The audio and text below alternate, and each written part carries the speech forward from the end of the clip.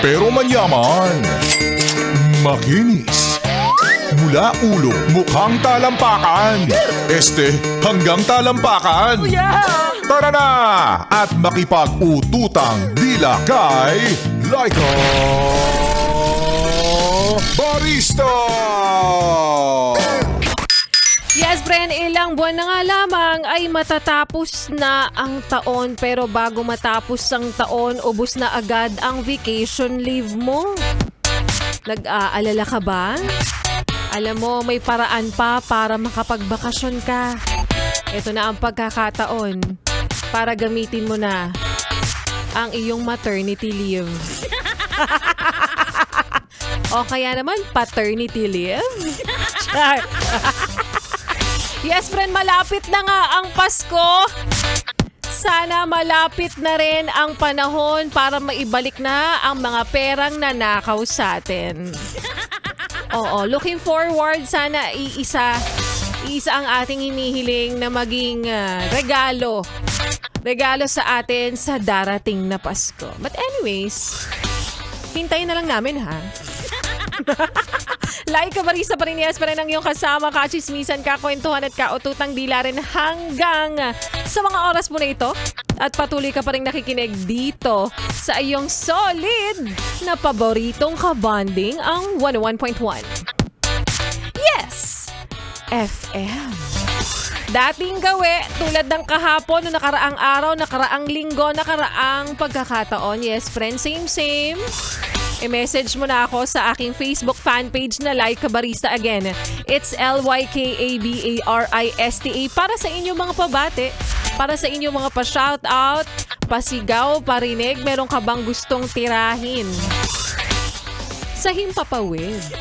Gamitin mo na akong tulay para ibulalas ang iyong nasa isipan, ang iyong nararamdaman, ang iyong saloobin. Ipadala yan, ha? Sa aking Facebook fan page. Again, it's LYKABARISTA. Isa-isayin ko ang inyong mga babati mamaya. But for now, balikan muna natin ang kwento ng ating Laika Barista moments na pinamagatang parang ikaw. Scammer. Scammer. Nangyari na ba ito sa'yo na hindi lang pala ngayon sa produkto o sa serbisyo na i-scam ang mga tao, kundi may tinatawag na rin tayong scammer pagdating sa pagmamahal.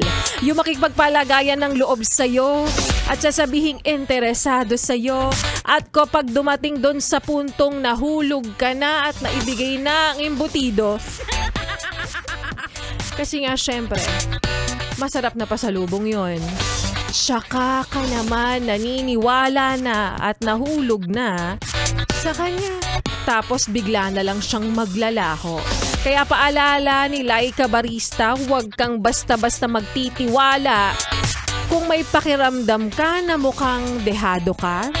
Dahil ang mga manloloko ay masyado ng eksperto. Para lang din silang ilan sa mga politiko. Marami nang niloko, pero marami pa rin nagkakagusto.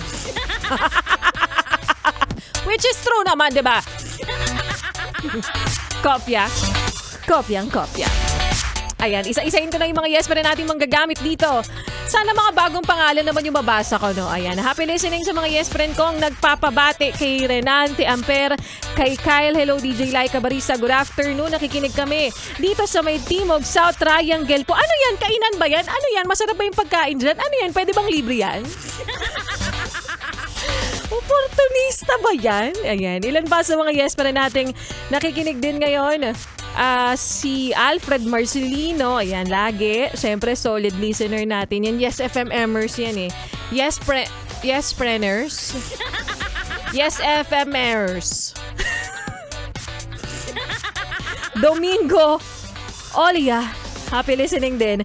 Jonah Fabrero, Janeline Lagrante, Carlo P. Bitara, Wengski, Erwin Lobredo, and of course sa ating official dental na nag-aalaga sa amin. Ayan, happy listening po dyan sa mga nakikinig na mga mababait, magaganda, mapagbigay na talaga nga namang maayos ang serbisyong ibinibigay para sa mga mahal na mahal po naming taga Asan na yun? Nawala yung listahan ko dito. Sila Miss Isa ng UDC Clinic. Ayan, UDC lang pala. Happy listening po sa inyo. Isang araw dadalaw ako dyan at sasabihin ko sa inyong, Ma'am, ang sakit-sakit. Sana kaya niyong solusyonan yung nararamdaman kong sakit ng ipin. Kaya pa ba? Kahit parang nabubulok na. Charot. Ang graphic ko ay wala tayong bulok.